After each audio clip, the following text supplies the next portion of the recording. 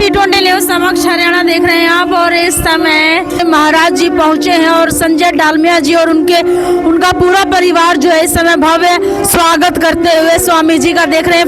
रास्ते को जो है फूलों से फूल डालकर इन फूलों पर चला करके और घर में प्रवेश करवा रहे हैं। और इस समय आप देख रहे हैं तस्वीरें आपको दिखा रहे हैं कि स्वामी जी इस समय अपने पूरे अपने पुरोहितों के साथ जो है यहाँ पर पहुँचे हैं। और किस तरह की तस्वीरें रहेंगी वो हम आपको दिखा देते हैं। सत्यनारायण भगवान की जय के इस तरह के नारे लगाते हुए फिलहाल पहुँच रहे हैं। और देख सकते हैं संजय डालमिया जी का घर है। स्वामी जी पहुँच चुके हैं। तस्वीरों में देख सकते हैं आप किस तरह का आज आयोजन जो है महाराज जी के लिए किया गया है।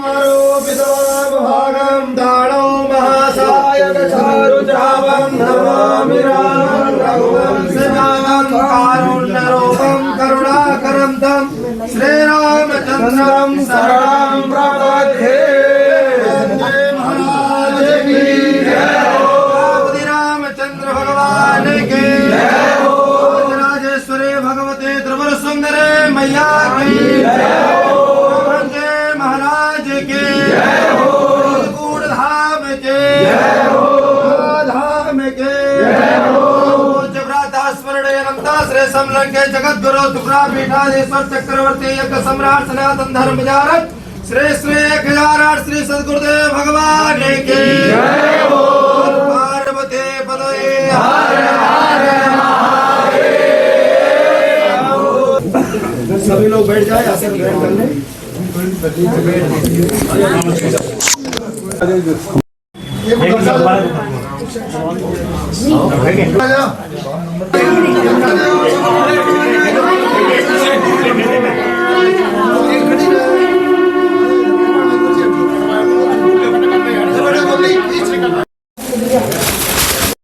संजय डालमिया जी के घर पहुंचे हैं और संजय डालमिया जी चुनाव की तैयारी में जुटे हुए हैं। हालांकि हरिओम जी का आशीर्वाद इनको मिल चुका है। इस बीच बातचीत कर लेंगे संजय डालमिया जी से। सर, आज हरिओम जी पहुंचे हैं महाराज जी आपके घर और चुनावी मैदान में आप कूद चुके हैं, तो किस तरह से आशीर्वाद मिला है? महाराज जी ने आशीर्वाद दे दिया है। मैं तो वैसे ही जीत गया हूँ अब। अच्छा।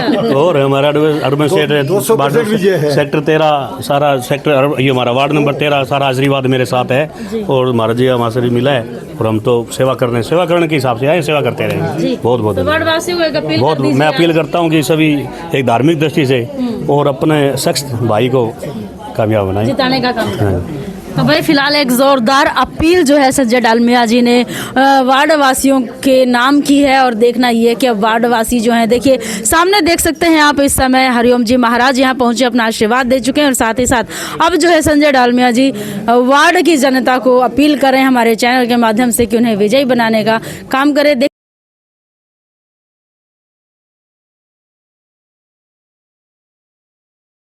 अभी इनको क्या आशीर्वाद दे रहे हैं संजय डालमिया जी? इलेक्शन लड़ रहे हैं। इलेक्शन लड़ने की तैयारी कर रहे हैं। कर्म प्रधान विश्व करि राखा, जो जस करे सो तस फल चाखा। जो आप तपस्या करते हैं उसी का भोग आप भोगते हैं।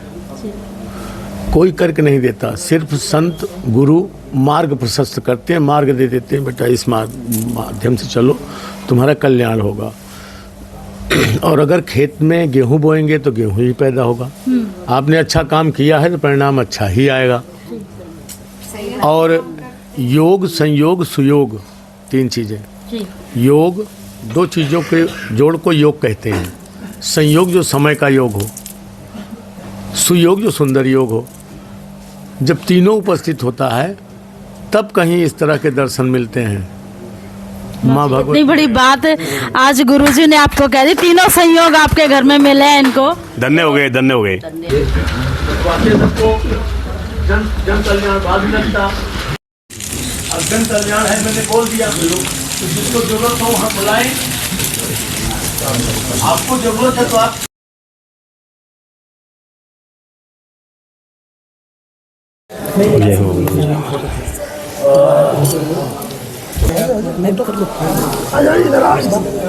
जो बहू 32 ये सारे पड़ोस है हमारे जी। पड़ोसियों से ही होगी। बिश्नोई है वो रे, ये रे।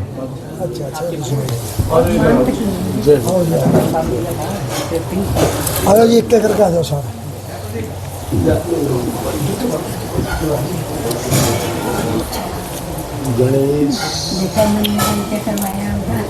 आगे तो खड़ी ले लिया गया। हाँ उससे ही ले लिया। अच्छा अच्छा, जी की माता जी बस उससे ही।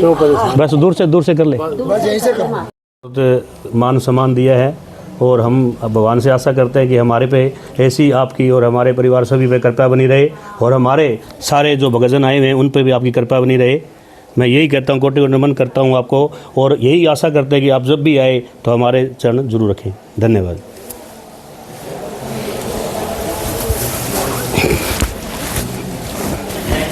बोलो बताइए। भगवान की जय। आज योग संयोग से संसार में हैं हम और जो भी सुन रहे हैं या जो जिनको सूचना मिले सभी लोग 18 से 27 मार्च कुरुक्षेत्र में होने वाले महाकुंभ में जरूर सम्मिलित हों। और अभी हमारे ब्रह्मानंद जी के नाम से याद आया, कुरुक्षेत्र में ब्रह्म सरोवर है। महाकुंभ में जो नहीं जा सकते, महाकुंभ चल रहा है, सभी को जाना चाहिए, वहाँ स्नान करना चाहिए। लेकिन जो नहीं जा पाते महाकुंभ में, तो वहाँ से संगम का जल लाया जाएगा और वो ब्रह्म सरोवर में सम्मिलित किया जाएगा, मिलाया जाएगा। यदि वहाँ नहीं स्नान कर पाते महाकुंभ में, तो ब्रह्म सरोवर 18 से 27 के बीच में कर लेंगे। वही पुण्य फल प्राप्त होगा जो कुंभ का प्राप्त होता है, क्योंकि 1008 कुंडी यज्ञ चल रहा होगा, संगम का जल उसमें होगा। ब्रह्म सरोवर उसका नाम है। ब्रह्म सरोवर एक तीर्थ है, कुरुक्षेत्र एक धाम है, तीर्थ है। और विशेष ध्यान रहे, गया की भूमि में अर्थात थल में पितरों का मोक्ष है, पितरों का पूजन होता है। हरिद्वार के जल में विसर्जन होता है। गया के थल में, हरिद्वार के जल में। और कुरुक्षेत्र में जल थल नभ तीनों में है पितरों का मोक्ष, क्योंकि वहाँ 48 कोस में फूल भी नहीं उठाए जाते। इसलिए 18 से 27 मार्च जरूर पहुँचेंगे। गीता ज्ञान तो है, ज्ञान हो गया, उसी गीता में ज्ञान के आगे कर्म यज्ञ है, तो उस कर्म की यज्ञ में जरूर पहुँचें। और ये भी ज़रूरी है कि अगर वातावरण को शुद्ध करना है आपको और कुछ और दिन जीना है, तो मजबूरी है। गुरुजी ने कहा था कि जीना जरूरी है तो हवन मजबूरी है। बिल्कुल। तो ये क्यों है गुरुजी, थोड़ा सा विस्तार से वो बता इसलिए ज़रूरी है कि अभी सब लोग ये सब बैठे हुए हैं, सब जानते हैं। पहले का आदमी आयु 100 वर्ष जीता था, 90 वर्ष नॉर्मल थी, 90 वर्ष 100 वर्ष लोग नॉर्मल जीते थे। जी। आजकल 65 कर दी गई। मीडिया सर्वे के अनुसार विश्व में दूसरे नंबर के प्रदूषित देशों में भारत है। भारत में सबसे ज़्यादा प्रदूषित दिल्ली एनसीआर एरिया है, और हम एनसीआर एरिया के नज़दीक रह करके कैसे पूर्णतया शुद्ध हो सकते हैं। निश्चित रूप से प्रभाव आएगा उसका। मीडिया सर्वे के अनुसार दिल्ली एनसीआर एरिया की आयु 11.5 वर्ष कम हो चुकी है और हरियाणा की आयु 8.5 वर्ष कम हो चुकी है। अगर 70 साल जीना था तो 8.5 माइनस कर दीजिए, 80 जीना था तो 8.5 माइनस कर दीजिए, और वहाँ अगर दिल्ली में है और उनको 70 जीना था 11.5 वर्ष माइनस कर दीजिए। ये मीडिया सर्वे ही बता रहा है आपका। चलिए, अभी पीछे कोरोना काल आया था, अभी पीछे कोरोना था।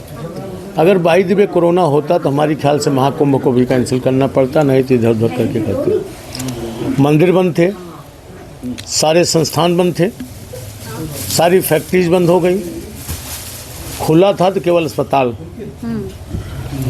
उसका कारण है वातावरण शुद्ध है। पहले माताएं चूल्हे पे भोजन बनाती थी, लकड़ी का धुआं उठता था, उससे वातावरण शुद्ध होता था। हवन यज्ञ होता था, धूमनी दी जाती थी, उससे वातावरण शुद्ध होता था। अब वो चूल्हे भी बंद होते जा रहे हैं, धूमनियाँ बंद होती जा रही हैं, यज्ञ कर्म भी लुप्त होता जा रहा है, कम है लोग। जबकि पैदा होते हैं तब हवन, फेरे लगते हैं तब हवन, और शरीर छोड़ते हैं तब हवन, घर नया बनाओ, कोई शुभ काम करो तब हवन। इसलिए हवन यज्ञ अगर चलता रहेगा तो निश्चित रूप से वातावरण शुद्ध होगा, और नहीं तो समय पे बरसात नहीं होगी, गर्मी आएगी, पृथ्वी का ताप बढ़ेगा, और जहाँ पृथ्वी का ताप बढ़ा तहाँ ग्लेशियर्स फटा, और ग्लेशियर्स फटा तो जल प्रलय कोई रोक नहीं सकता है। पीछे आप गर्मी का हाल देख लीजिए क्या था, क्यों था? क्योंकि समय पर जल वृष्टि नहीं हुई, पृथ्वी का ताप बढ़ता चला गया। मैं उस समय हिमालय में था, पूरी जिम्मेदारी से कह रहा हूँ, मैं उस समय हिमालय में था। मैं बताया करता हूँ सबको कि मैं उस समय हिमालय में था। 1008 कुंडी यज्ञ करने की क्यों दिमाग में आई, मैं वहाँ था। मैंने एक दिन गुफा से कहा, हमने कहा चटाई निकाल दो बच्चों, थोड़ा धूप ले लेंगे। चटाई निकाला, ज़्यादा से ज़्यादा 10 मिनट लगा होगा, शरीर पूरी हीट हो गई एकदम से। हम कह रे बाप, जब यहाँ ये हाल है तो नीचे क्या हाल होगा। पता लगवाया, दिल्ली 51 पे पहुँच रही थी। आज भी भावुक हो जाता हूँ, रोंगटे खड़े हो जाते हैं। मैंने सोचा अगर 2-3 डिग्री और बढ़ गया ना, ये सूख जाएंगे वहीं पे, मर जाएंगे वहीं पे। और आपने सुना होगा, यही मीडिया वालों ने बोला, कोई बीमारी का नाम नहीं मिला, सीधे मीडिया वालों को बोलना पड़ा गर्मी कारण मर गए। ये ठीक है कि अभी 50-100 मरे हैं, थोड़ा और गर्मी बढ़ जाती 50-100 लाखों में पहुँच जाते, थोड़ा और बढ़ जाती तो करोड़ों में पहुँच जाते, और सूख जाते सब। इसलिए यज्ञ जरूरी है। कोरोना से बचना है, प्रलय से बचना है, जीवन जीना है, तो यज्ञ मजबूरी है। इसलिए 17 सितंबर को हरियाणा सरकार से भी अपील कर रहे हैं कि 17 सितंबर को यज्ञ दिवस घोषित किया जाए। आपने कुरुक्षेत्र को ही क्यों चुना? कुरुक्षेत्र को इसलिए चुना, कुरुक्षेत्र के माध्यम से पूरे विश्व को संदेश गया है, गीता के माध्यम से। कुरुक्षेत्र एक धाम है, उसको विश्व जानता है। इसलिए 1008 कुंडी वहाँ कर रहे हैं कि ब्रह्म सरोवर में लोग स्नान करें। हर जगह ब्रह्म सरोवर नहीं पाया जाएगा, अब ब्रह्म सरोवर कुरुक्षेत्र में ही है। और पितरों की मुक्ति के लिए सबसे सुंदर स्थल है वो, सबसे सुंदर धाम है। तो ब्रह्म सरोवर में स्नान करें। और मैं कोई नई परंपरा नहीं बता रहा हूँ, सब जानते हैं ब्रह्म सरोवर में स्नान करने लोग जाते थे, लेकिन वो भी कम होते जा रहे हैं जी। लोग जाते हैं, जयंती मनाते हैं और बढ़िया वो आइसक्रीम खाते हैं, जेब में हाथ डाल करके अपना देखा रंगारंग प्रोग्राम है, चले आए, बोला जयंती, वो पर्यटक बन गया। तभी आपने कहा था कि कुरुक्षेत्र को धाम बनाना चाहिए, ना कि पर्यटक क्षेत्र बनाना। हाँ बिल्कुल, इसीलिए कहा था कुरुक्षेत्र धाम है, उसको श्रद्धा से पूजनीय होना चाहिए। ब्रह्म सरोवर इसलिए है, ब्रह्म सरोवर पर्यटक नहीं है, ब्रह्म सरोवर में स्नान किया जाता है।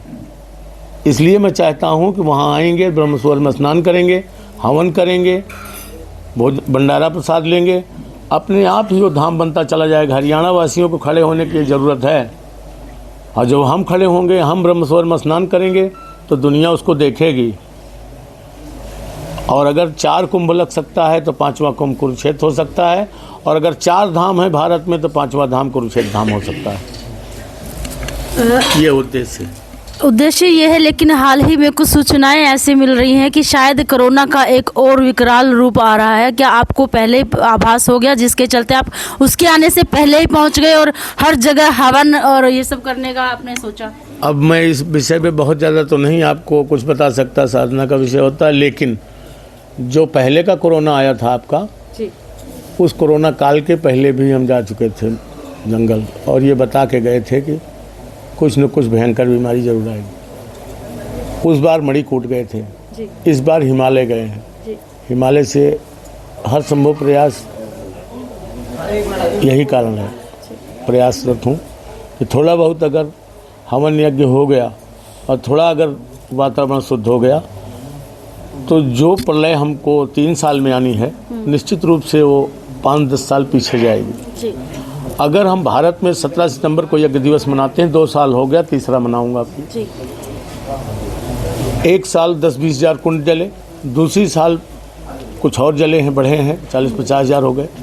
तीसरी साल फिर प्रयास करूंगा लाख तक पहुंचूं, 2 लाख तक पहुंचूं। आप सब खड़े हो जाएंगे, हो सकता है कि 5-7 लाख तक पहुंच जाएं। एक दिन 17 सितंबर को अगर 5 लाख कुंड पूरे भारत में जल गए तो जो प्रलय 5 साल बाद आनी होगी या जो प्रलय 1-2 साल बाद आनी होगी वो निश्चित 10 साल पीछे जाएगी। हवन करने से बिल्कुल। अभी आप संजय डालमिया के घर पहुंचे हैं इन्हें आशीर्वाद देने, तो सर आपको किस तरह से लग रहा है गुरुजी? आप मेरे को बहुत बढ़िया लग रहा है। मेरा तो भाग्य है ही सुधर गए जो गुरुजी के आने से। जी। आपकी धर्मपत्नी यहाँ मौजूद है, आपको कैसा लग रहा है सर? बहुत अच्छा लग रहा है। गुरुदेव यहाँ सौभाग्य प्राप्त हुआ हमें, जी। तो बहुत भाग्यशाली हूँ मैं कि गुरुजी यहाँ पधारे हैं। और हम भी भाग्यशाली हैं, इनके कारण गुरुजी यहाँ के दर्शन हो गए। अभी सभी लोगों के लिए सूचना के लिए ये है कि महाराज जी हिसार में पधारे हैं और हिसार वासियों ने सभी श्याम मंडलों ने इकट्ठे होकर के और सब समाज के सामाजिक कार्य संस्थाओं ने मिलकर के ये एक संगठन एक संयोजन समिति बनाई जिसका अध्यक्ष माननीय अंजनी खारियावाला जी को बनाया गया, जो बाकी सह संयोजक बने जिसमें डालमिया जी, NK गोयल जी, दीपक करक जी इत्यादि काफ़ी लोग बने। उन्होंने कल प्रोग्राम किया तो उसका उद्देश्य क्या है कि कुरुक्षेत्र में होने वाला 1008 कुंडलीय यज्ञ को के अंदर हम कैसे सहभागिता करें, उसके लिए स्वामी जी जागृति यात्रा निकाल रहे हैं। तो उसी के तहत आज श्याम मंदिर 16-17 में पहुंचे थे और शाम को वहाँ भव्य आरती है, भव्य महा आरती है जो 7 बजे रहेगी। तो श्याम मंदिर के प्रबंधक समिति ने स्वामी जी को, महाराज जी को 11 कुंड 5100 रुपये के हिसाब से एक कुंड का है, तो 11 कुंड लगवाने का प्रथम घोषणा वहाँ से हुई है। 11 कुंड लगाने की और एक कुंड संजय भारद्वाज ने दिया है। तो इस प्रकार हिसार वासियों की तरफ से 12 कुंड तो दिए जा चुके हैं। बाकी सभी साथी सभी अपने अपनी संस्थाओं से या व्यक्तिगत रूप से एक कुंड की कीमत, एक कुंड का अनुदान राशि 5100 रुपये रखी गई है। अगर देना चाहता है तो 5100 रुपये और नहीं देना चाहता तो बिना भी। एक ब्रह्मदेव जी ब्रह्मानंद जी के नाम से अभी बोल रहे हैं, तो शुभम जी इसको नोट कर लेंगे। तो इस प्रकार ये प्रयास है कि महाराज जी ये चाहते हैं कि हिसार की सहभागिता अधिक से अधिक रहे, ताकि हिसार सब काफ़ी समय से धार्मिक स्थल रहा है, व्यापारिक स्थल रहा है, व्यवसायिक स्थल रहा है। हिसार का नाम बहुत ऊंचा है क्योंकि महाराज अग्रसेन ने भी यहीं जन्म लिया, यहीं उनका राज्य चला। उन्होंने 1 ईंट और 1 रुपये का जो नारा दिया तो सिस्टम हिसार से ही चला है। तो उसी के तहत स्वामी जी की इच्छा है कि ये प्रयास हिसार से ही हो। ये यज्ञ का 1008 कुंडलीय यज्ञ जो होने जा रहा है विश्व शांति के लिए, प्रदूषण दूर करने के लिए, इसमें हिसार की सहभागिता सबसे ज़्यादा है। जय हो। यज्ञ कुंड के बारे में यज्ञ कुंड क्यों रखा गया? यज्ञ कुंड इसलिए रखा गया,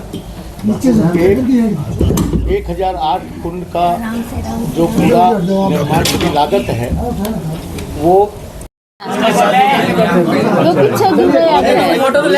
बहुत ही अच्छा सौभाग्य हुआ कि महाराज जी हमारे साथ आए और अच्छा वो किया। अच्छा अब देखिए हर काम की शुरुआत जो है शुभ काम से होती है और आज गुरुजी के पैर रखे गए हैं। साथ ही साथ देखिए अगर बात करें प्रॉपर्टी एसोसिएशन के प्रधान तो बन ही चुके हैं, अब जो है पार्षद पद का चुनाव लड़ने जा रहे हैं, तो कैसा लग रहा है आपको? शुरुआत बहुत अच्छी शुरुआत हुई, अच्छा आशीर्वाद गुरुजी का मिल गया और अच्छा सानिध्य मिल गया। है तो बहुत अच्छा लग रहा है मुझे। बहुत अच्छा लग रहा है। अच्छा है, गली वालों का अच्छा सा है, 13 सेक्टर वालों का अच्छा है, वार्ड 13 का बहुत अच्छा से, बहुत अच्छा। रुझान बहुत अच्छा है। सभी पहुंचे यहाँ पे। हाँ जी जी सहयोग बहुत अच्छा हुआ है। जी। हाँ तो जी। ये संजय डालमिया जी की धर्म आपकी भी अच्छी कृपा है, आपका भी अच्छा साथ है। धर्म पत्नी है। और देखिए आज जो है इनसे बात कर लेते हैं, साथ जुड़े हैं। कैसा लग रहा है आज गुरुजी यहाँ बहुत पहुंचे हैं? बहुत अच्छा लगा मेरे को तो बहुत ज्यादा। जी। और वार्डवासी भी काफी तादाद में पैर रखने की जगह नहीं थी हाँ यहाँ पर। जी, बहुत- तो ये एक बढ़िया शुरुआत मानते हैं आप? हाँ जी बहुत अच्छी शुरुआत। हाँ जी। तो फिलहाल देखिए अभी जो है संजय डालमिया जी की पत्नी इस समय हमारे साथ जुड़ी थी, धर्म पत्नी, और साथ ही साथ गुरुजी यहाँ मौजूद थे और पूरे परिवार को आशीर्वाद दे करके गए हैं। अभी हाल ही में चुनाव हुए थे, हम बात करें प्रॉपर्टी एसोसिएशन, वेलफेयर एसोसिएशन के, उसमें प्रधान चुने गए हैं और अब उनके पैर रखे गए हैं। जैसे दूसरों के पद और कद बढ़ाए हैं गुरुजी ने, उसी प्रकार आशा करते हैं कि संजय डालमिया जी का परिवार भी इसी तरह फले और फूले।